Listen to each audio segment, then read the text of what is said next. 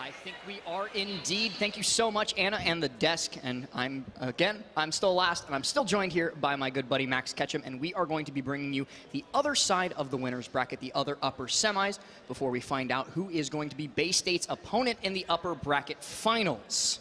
And of course, they're going to be taking on UCF, number 2 seed of the tournament. So, you know, this is kind of a tough match as well. We just saw one side of semifinals, and it wasn't all that close.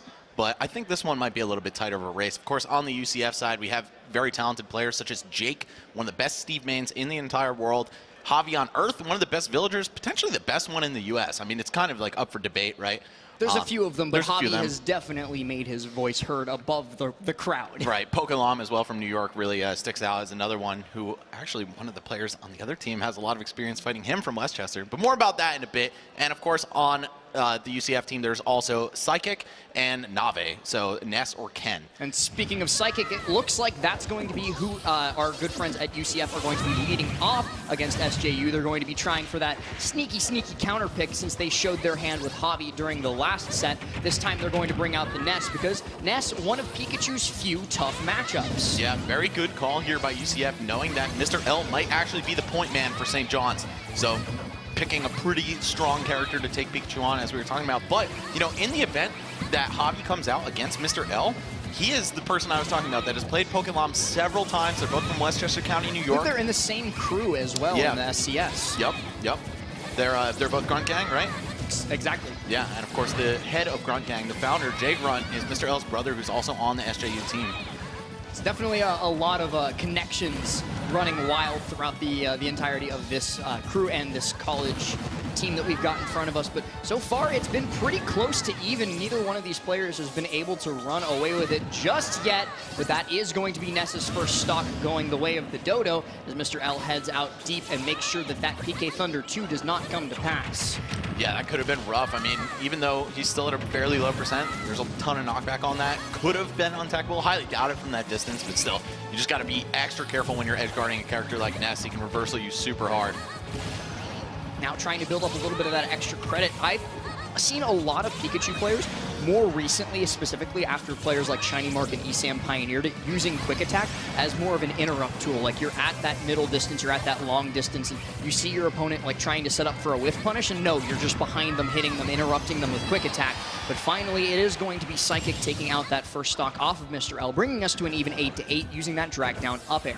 Yep, Psychic showing off some of those A landings on the down airs as well, saying, hey, I have these, by the way. Just keep the mix-up game fresh. Yeah, when it looks like I'm going to press a button, I might actually just land with 0 lag and grab you instead. So something for Mr. L to look out for.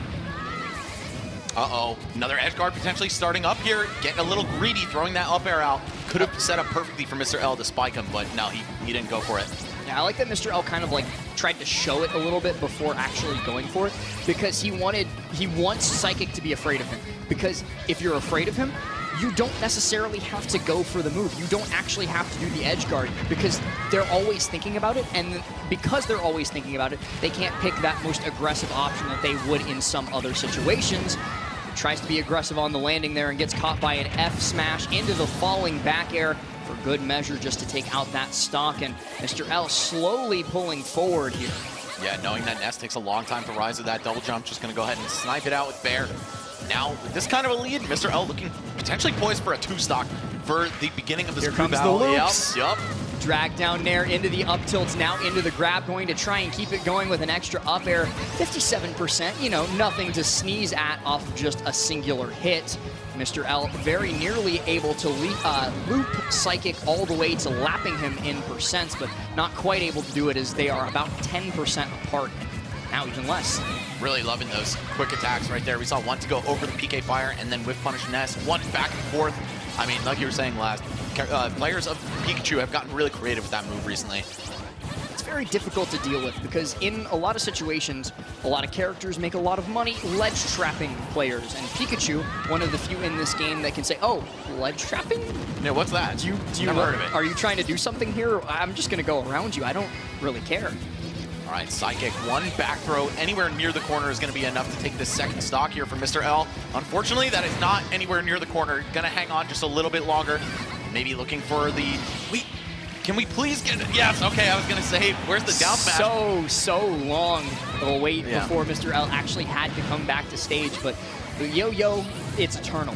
I was scared because he was facing forward, right? And usually they'll have their backs turned and go for down smash, but of course, Psychic going for up smash instead. It's going to cover in front of him beforehand.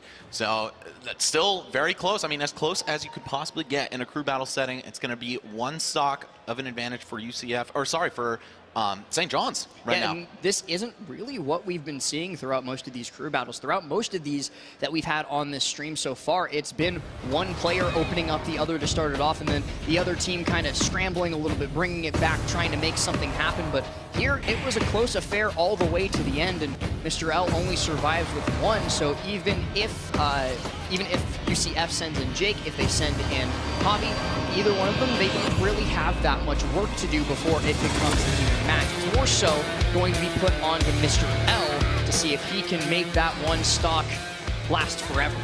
Yeah, checking out the Barbasol replay right here. Watching that whip punish on the forward smash. Doesn't manage to land the knockout there, but yeah, scouting out the double jump, of course, falling with Ness and knowing that you're going to rise faster than he does. So as soon as he presses on that double jump to get back to stage, he has to do. You're able Look to at just that take care of business. positioning there too. Mr. L is still going to lose his life there, but he got deep enough underneath the stage that the Thunder was not going to interact with Psy Magnet, not going to give Ness that extra health, because he knew he needed the Thunder to be able to recover there, needed that delay in the air. It was an absolute necessity, but he was not going to make sure that his necessity was also his opponent's benefit. So very good positioning there, despite the fact that he still lost the stock. He didn't do it while also healing his opponent. So good stuff to him. But Mr. L still going to be in. Looks like they're going to be sending Jake up to bat next. Jake, of course, one of the best, if not the best Steve player just in general. Has some competition over in Japan recently, but still been making his voice heard, especially recently.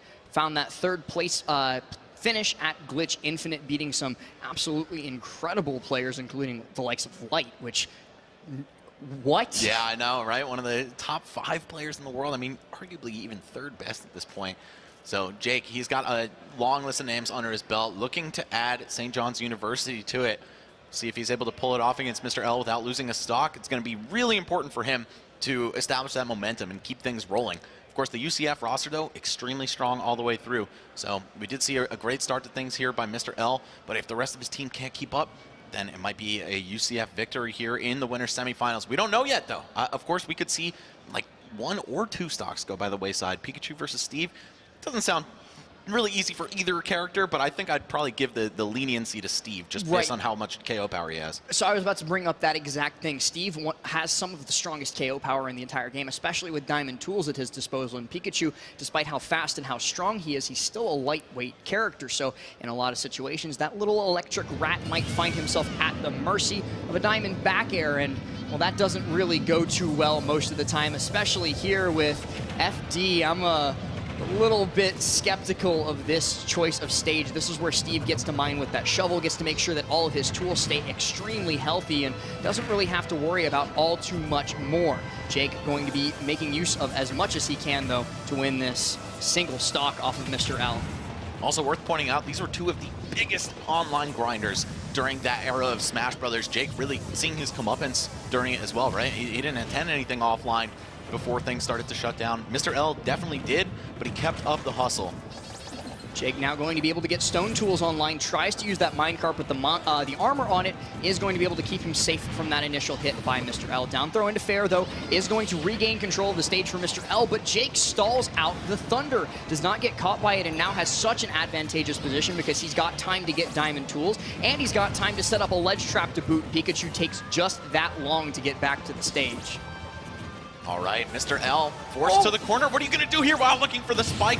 Oh, and it looks like, did I hear a parry noise? I saw the parry sparks too, but he still got hit, so I think he got hit by the secondary hitbox of the lava, which is very rare. Jake maybe getting a little bit lucky there with an unintended punish.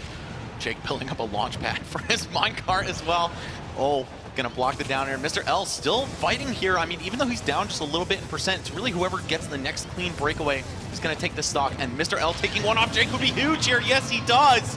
All right. Speak it into existence, Max, and it will happen as Mr. L immediately finds that up smash to punish Jake's own, and here comes the loops as well, but Jake is able to DI up and out of that, and just straight from the Acme Corporation once again. We saw the bowling balls from Javi. We got to get the anvils from Jake. Drops it right on top of that Pikachu's head. Oh, man, I hate to laugh about it, but I'm sure even Jake is laughing about that one. You just fall out of the multi-hit on the neutral air, and hey, why not? Mash on that anvil. It's the risk-reward is certainly in your favor, right? Especially with somebody who's as good at managing resources as Jake. Heck, there's an entire PG Stats video about why Jake is so good at managing resources. Always has several iron in the pocket to be able to make sure that he has that anvil as an escape option.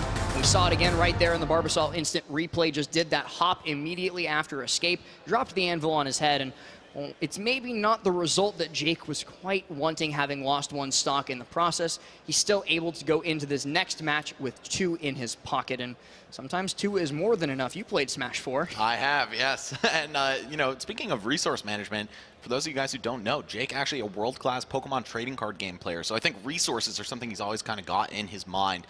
And just having that awareness, knowing, all right, I got to keep some iron on deck just for sticky situations like that can go a long way. Yeah, that's one of my favorite things about Jake is hey, this guy who's washing everybody with Steve, he's also literally a world championship contender in Pokemon. Yep. Okay, cool, Yep. Awesome. Pretty insane stuff, and hey man, there's a deep talent pool in the Smash Brothers community. You'll find people who are good at several games or several trades and crafts in life in this little pocket of the world. So pretty cool to see that embodied by a player like Jake. But that said, Mr. L, he took 4 stocks, he did what he needed to do, and then some. There's, of course, no matter what happens on the UCF end, they're walking into this next match at a deficit. They're down 1 stock, and depending on who their next player is, if they have a good matchup against Steve, it could get real ugly. Yeah, now the problem is that St. John's doesn't really have too much of a choice here in who they send in next, because there are 2 remaining players on the roster. I don't believe Jay Grunt is here playing at the moment, so they don't have that Greninja to send in. And on the other side, they have either a Puff or a Bayonetta. Now, you know for a fact you do not want to send a Puff to bear against a Steve, because you die at 40 to a back air, and that's not fun. So we're probably going to be seeing a Bayonetta come through here to try and counter the Steve, but Jake also has very solid SDI, and this isn't Smash 4 where SDI was your only saving grace. This is Smash Ultimate where SDI just invalidates the character. Right, right. You can fall out of her combos naturally a lot easier now. But you know what? Just taking a look at the bracket, St. John's was the 6th seed, and they've made it all the way to winter semifinals, meaning they upsetted 3rd seed University of Texas at Arlington to make it here. They have definitely got a chance to make another upset happen. Of course, they're up now, but with a player like Javi waiting in the wings and still 2 stocks on Jake, it's a little bit too close to call. Right, this is one of the closest leads we've seen throughout our broadcast day so far. Most of the time it's been 4, 5, 6, 7 stocks, all the way built up by one of these incredible players. Here, it's 1. And 1 stock can go away very quickly, as we've learned so often throughout these matches. Just look back at Hoppy versus Omega. Those stocks just evaporated. 1 stock, nothing in the grand scheme of things. And if your prediction is correct, Last, and this is EJJ, the Bayonetta coming up, I really don't know how this matchup goes, right? It's like 2 eras of DLC. Smash 4 DLC versus Smash Ultimate DLC, which one's stronger? We're probably going to find out at some point soon, but... Well, in this game, I think I know the answer. In this game, it is absolutely Smash Ultimate DLC, because the Smash 4 DLC kind of got nerfed. Right. That said, they still managed to kind of hang on. You know, Cloud and Corrin on a meteoric rise as of recently, courtesy of the 2 best players. Yeah, Roy, of course. Lucas, Mewtwo, Ryu. Well, actually, Ryu just got 2nd at Kagaribi. Yeah. So shout out to Ajimo. He's an incredible player to watch. Yeah. I didn't even know Ryu had a back air. Hey, most of the time you'll never see it because he turns around automatically. But, of course, Ryu will not be appearing here. It is most likely Bayonetta versus Steve. I mean, it's definitely Steve on Jake's end. He's locked into this character. Yeah, that's. I don't think we've actually mentioned that, because I didn't hear too many people talking about that. But that's one of the most interesting facets of a crew battle, is once you go out and once you pick your character, you're stuck. You cannot re-pick. You cannot re-counter pick. Even if you have 2 stocks, 3 stocks remaining, you're stuck on that character. Those are 3 Steve stocks. They're not 3 Jake stocks. Right. As soon as he picks onto that. So no more counter picking. You're locked in. Your opponents are free to counter pick you as they please. And that said, you also don't have to declare your character until it's actually your turn to go up, right? So if you're a player who mains multiple characters or has a very strong secondary or a counter pick available, you can just hang on to that. Speaking of a counter pick being available, here's EJJ not coming out with the Bayonetta, but the other Smash 4 DLC, and that's going to be Cloud. So, want to talk about how Cloud does against Steve for me, Max? Yeah, I would say quite well. I mean, maybe not as well as his Final Fantasy VII counterpart in Sephiroth. Kind of can shut this guy down for free with his counter and his long range. I don't know. I've heard some people say it's even worse. There's a debate among Steve mains if their worst matchup is Cloud or if it's Sephiroth, but it's one of the two. Minecraft players hate RPGs. True. All right. Looking for the back air there on Jake's jump out, but he does drift away with the jump instead of in like the most players would, and is going to be able to dip low using the Elytra underneath to make sure that he's not getting caught by that limit break cross slash. Now that those resources have been deprived and you have nothing left on ledge, Jake pulls the trigger on that TNT explosion, and there was nothing he could have done. If he rolled in, he was hit by TNT. If he rolled out, he was hit by the down smash. If he jumped, he was still hit by TNT. Basically, he was locked in a cage with a bear, and the bear hadn't eaten in months. Yeah, this character's on some like roller coaster tycoon stuff, man. He just builds stuff, including the minecart, which literally is a roller coaster, and somehow it's going to go really wrong for your opponent. No, he's not in the worst position, though, given the fact that Jake did start this on 2 stocks, and he's pretty close to taking the first one. Is able to break through there, but Jake is ready and willing to pull the trigger on that diamond back air, so takes that second stock off of EJJ as well. EJJ, though, not going to be left too far behind as he gets the back air. Yeah, all he has to do is get the better of Jake one more time, and he'll be able to maintain St. John's 1 stock lead. Oh, wow, just barely able to escape that jab train into a potential spike. Oh, what?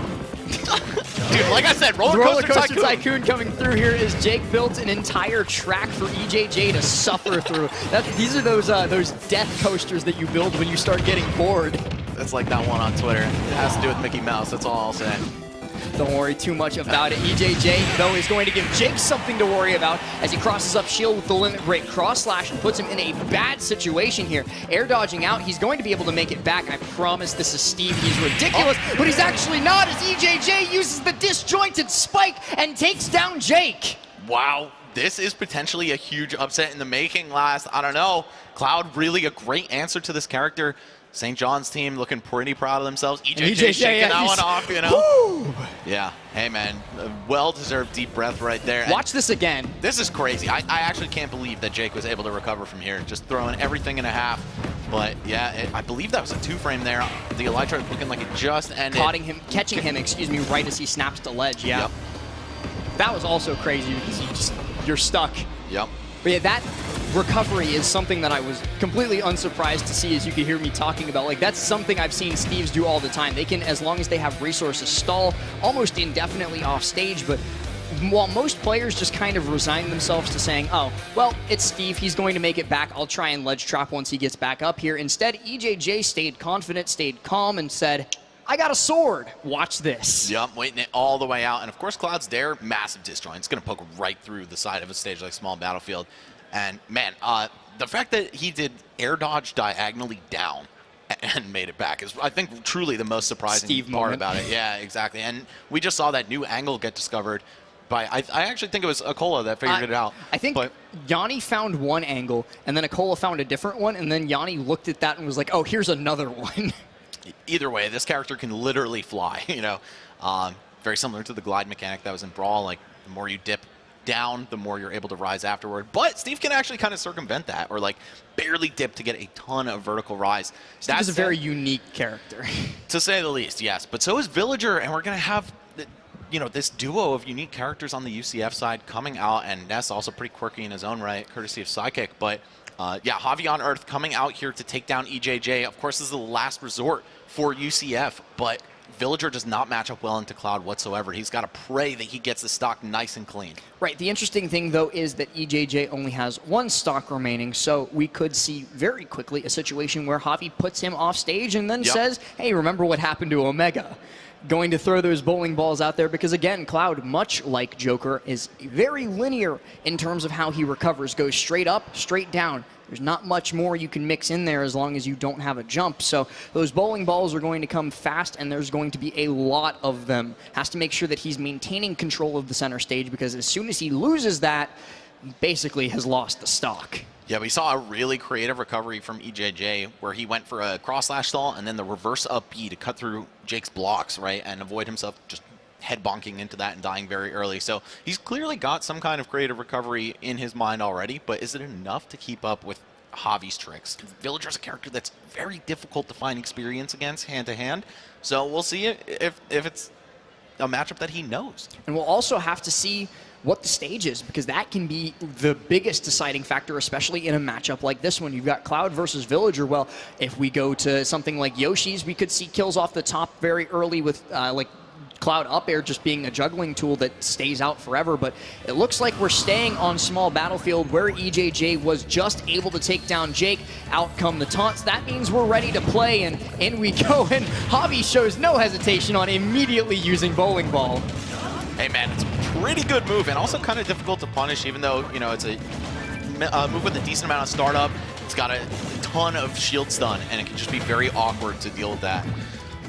Look at that setup, though. It has barely any ending lag, and we're going to see Javi elicit that air dodge from EJJ and then run over and grab him. So many different things coming out here from Javi, just trying to say, like, hey, all of these things can kill you. Get hit by one of them, and it's all over. Avoids the limit break cross slash, puts EJJ on the ledge yet again, but he's able to get that neutral get up and then shield in time, and then gets caught jumping in, which, to be fair, Clouds like to jump in a lot, so it was a fair prediction from Javi, but still a beautiful prediction nonetheless. Pulls out that up smash, and, well, that's all she wrote. That was extra impressive because he turned around for that too, knowing that it was going to be a deep jump, and also that crossed up EJJ's DI, making him lose that stock extra early. I mean, the up smash from Villager, it's not a weak move by any means, but normally you'll see players survive it just a little bit longer.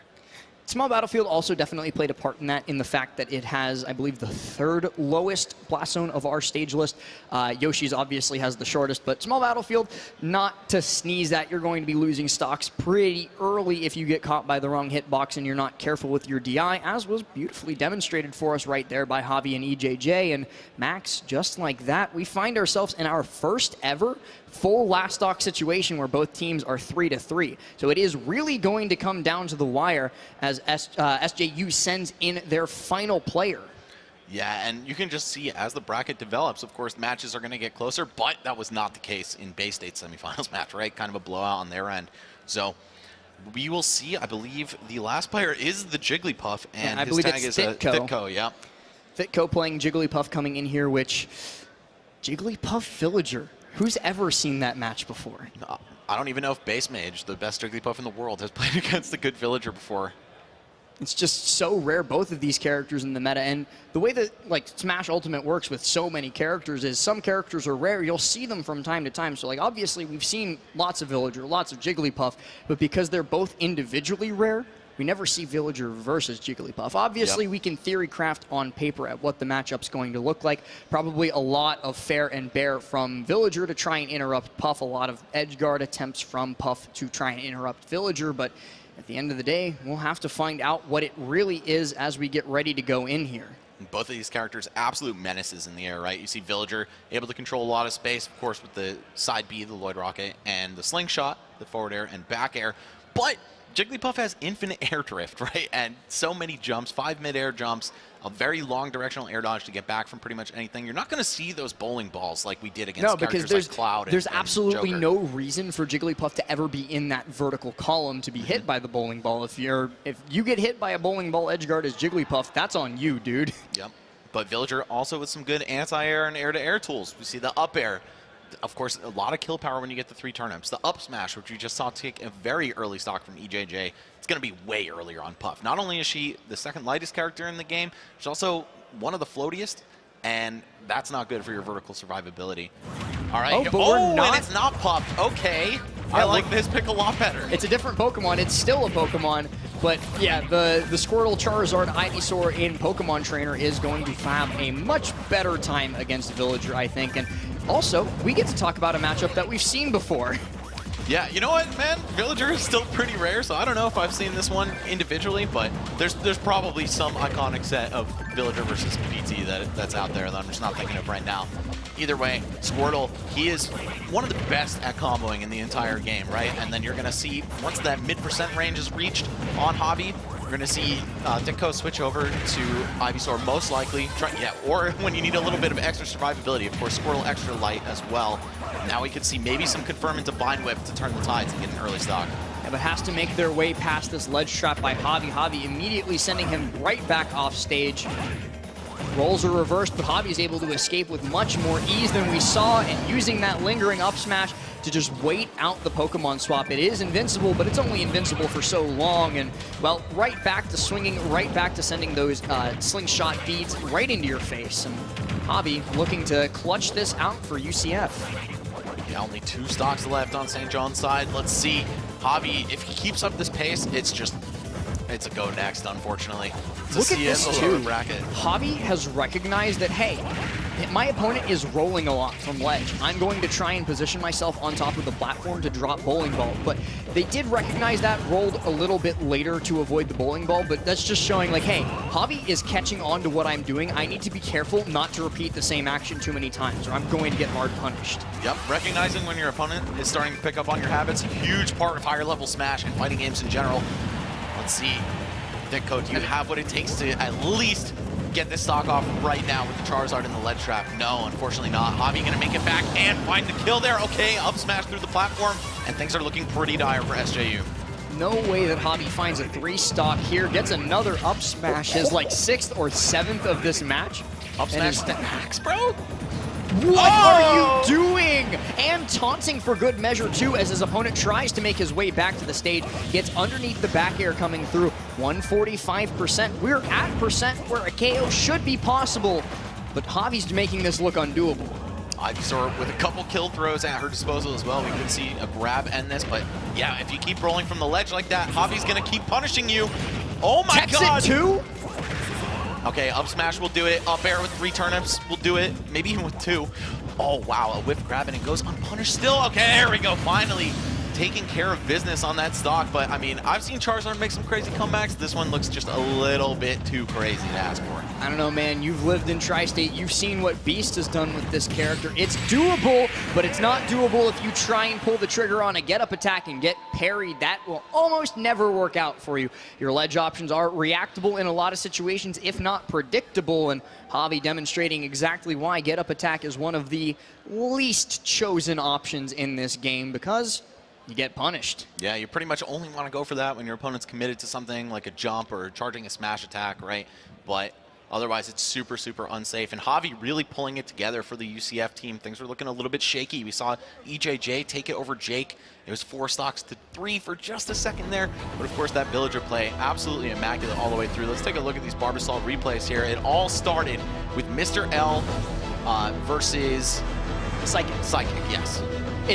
These are long crew battles. It's Yeah. a little bit difficult to go all the way back. Like, we just saw so much action, especially just in that last game, the 3 stock to 3 stock affair. We were all excited for that. We forgot what came before. Yeah, dude, I was going to say, I know Psychic is the Ness on UCF, but who's the Ness on St. John's? And I'm like, wait a minute. Nope, not. Jake, okay. not able to do exactly what he wanted to throughout that game, but that's okay. Your teammates were able to clutch up for you, and you're still going to be moving on to the upper bracket final, where they'll be facing off against Bay State. Definitely earned their spot, and Javi definitely, again, proving Lawler right for calling him the potential biggest threat. That's us freaking out yet again. Behind the scenes. We got the commentator replays, man. That's hilarious. I'll watch this again. Oh! Still can't tell if that was a 2-frame or not. I'm actually leaning toward that it wasn't after watching it back right there. But either way, man, that's why you got the Barbasol replays, just to relive some of these awesome moments. Javi, an absolute savage up smash. If you want to talk about which player was the MVP, it's probably Javi. But you want to talk about the move, it was up smash. Javi is the MVP. Javi's up smash is the MVP's MVP, really. But it is going to be a little bit before we get to see the conclusion of the upper bracket here for Smash Bros. Ultimate. First, we got to throw it back to our friends at the desk, because I know you guys want to hear from them, so let's do just that.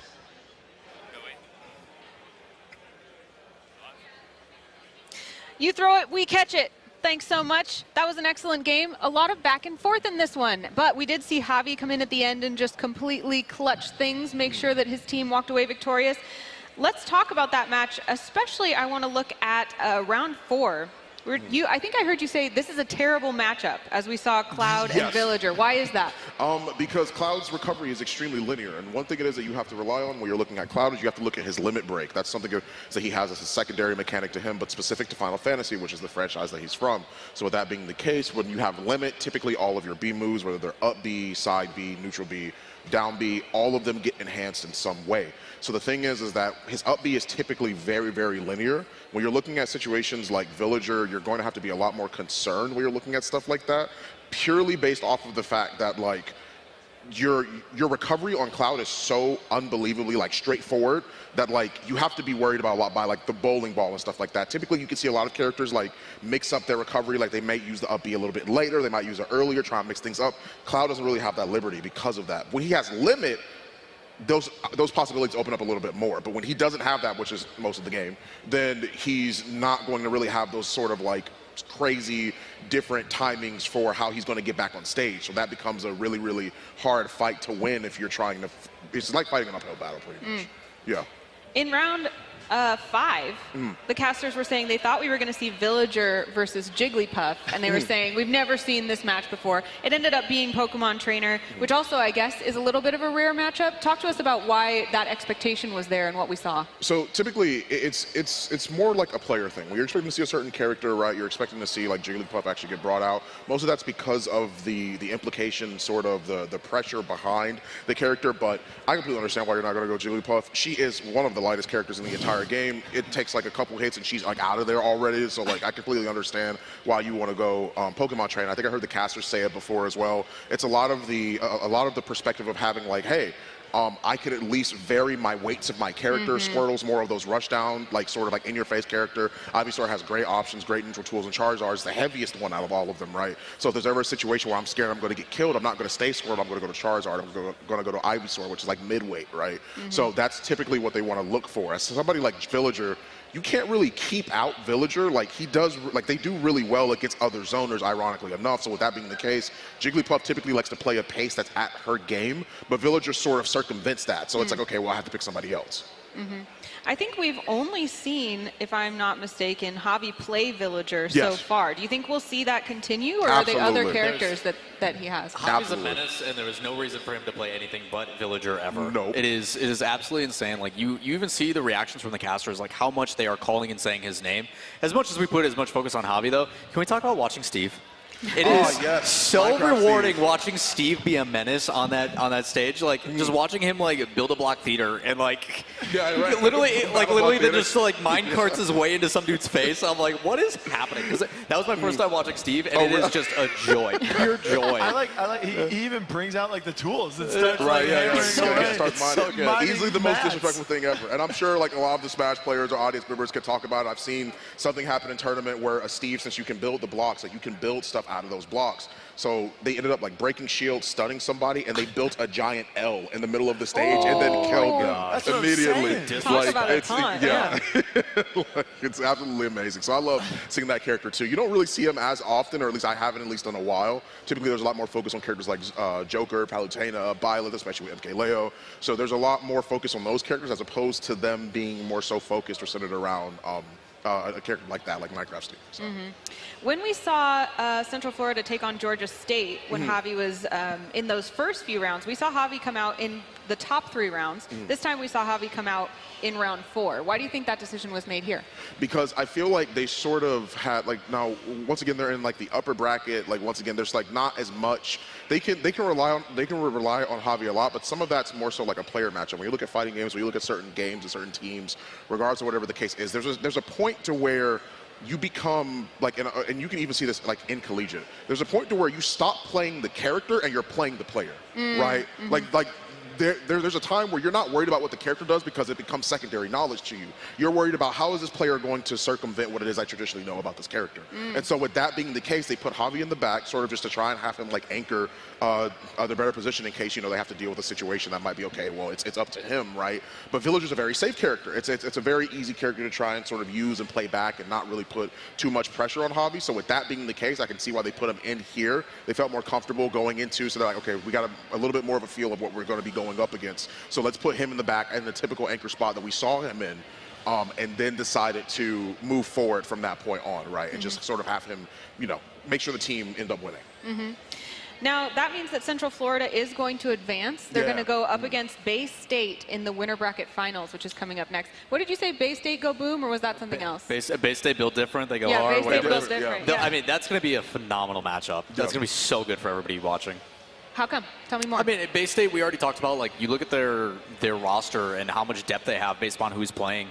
I think there's a lot of versatility in the way that they approach the game, but on the other side of it, we just saw, like, Javi has shown that, you know, he can take 8 stocks off a team if they need to. Like, who knows if Javi would have went first if we would have seen similar results, but you are seeing the reliability. I think it's so important to have a player that not only can play a calm and collected game, but also when everything is on the line, like you're evened up, it's 3 stock apiece, and you close it out and play as aggressively as you do. Like, I mean, you mentioned it about the tech that you saw from, I think it was actually Pokemon Trainer, but even on the other side of it, you still see Javi, who's this super aggressive. You know, he throws out his fire hydrant, he follows it up, he applies those damage, but now he's sitting a little bit back. He's going to read, he's going to go for an edge or a ledge guard, and then he parries it and get a free knockout. It's like you're seeing the ability to be versatile in your play style, but then you're also pairing it against like really prolific names here in the tournament. So like, who do you pick to win? You know, I'm loving it. We also saw the first anchor versus anchor with 3 stocks each. So, I mean, all credit due, by the way, to St. John's. UCF, they're pretty disgusting. They're going up against the #1 seed in the winners finals, but also St. John's, they're the #6 seed. Again, on land, everyone, it's an even playing field. You don't know who's going to be the stars. The #6 seed in St. John's, they took down the #3 seed the round before in UT Arlington, and they got really, really close to taking down the #2 seed UCF. So they might make a run through that lower bracket and come back up top, maybe even face the winner of this. We will find out very soon, but before we do you want to keep playing games and cure cancer? Find out how LL's #TiltCancer allows gamers of all ages to support their life-saving work. Scan the QR code to get involved this spring. That's all for this series. Thank you very much to our sponsors, and when we come back, we will have that winter bracket finals. See you soon.